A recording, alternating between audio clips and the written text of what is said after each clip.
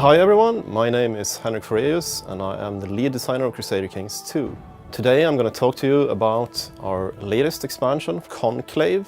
The main purpose with this expansion is essentially to increase the challenge in the mid to late game by making the game deeper and more interesting. There are two avenues of attack, internal and external mechanics. Externally, we are making sure that the other rulers in the game are actually a bit smarter and band up against you better. And internally, we want to make sure that your vassals cause more problems in an interesting way.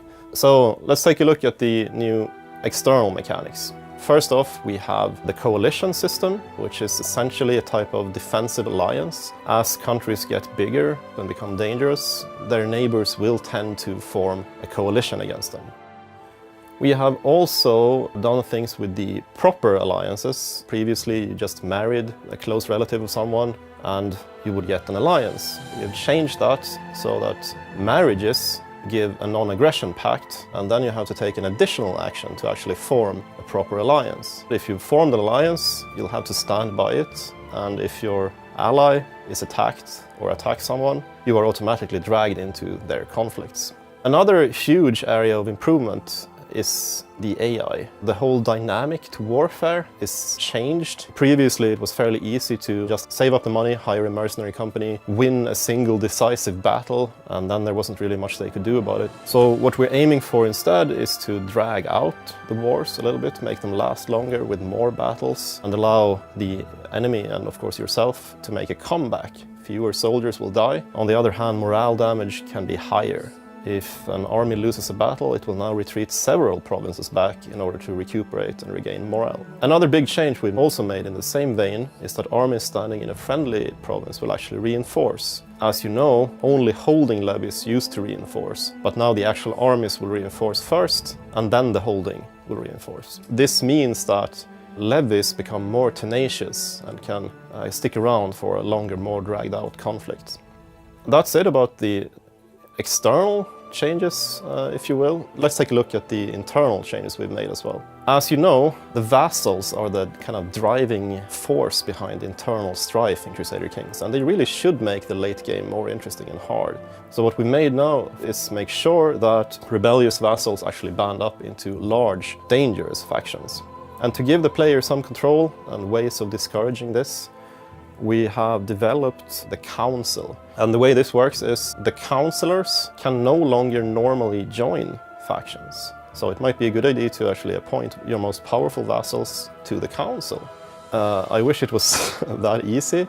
Of course, you know, if the council is not content, the councillors are then free to join factions again. Each councillor has a certain position on political issues. For example, a councillor can be a glory hound, which means that they like declaring wars and they want the realm to be at war. And whenever you take an action as the ruler, the council will show, or basically vote, on the issue.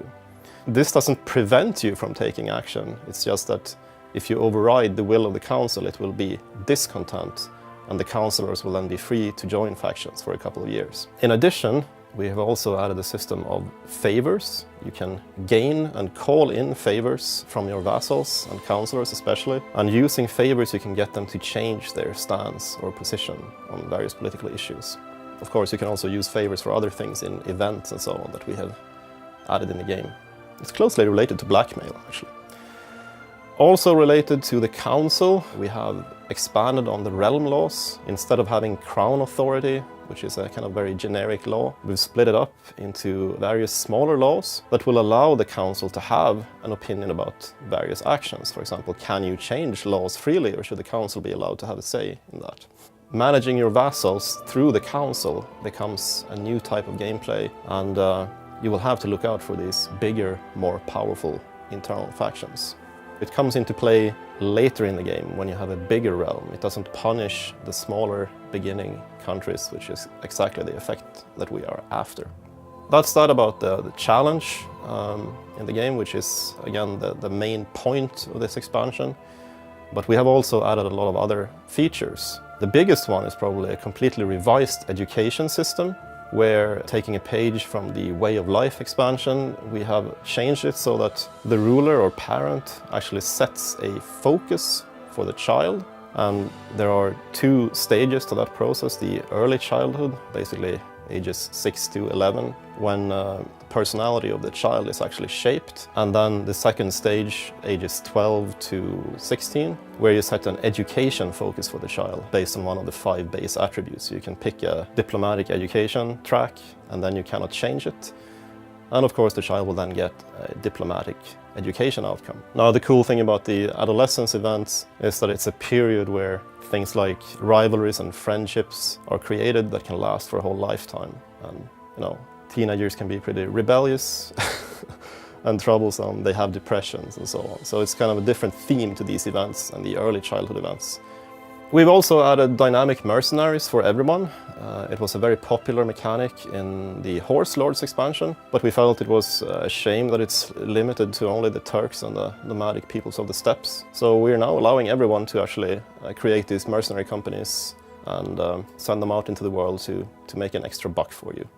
I think that's it for now, so stay tuned for more information later on, especially the written dev diaries and so on. Thanks all for listening.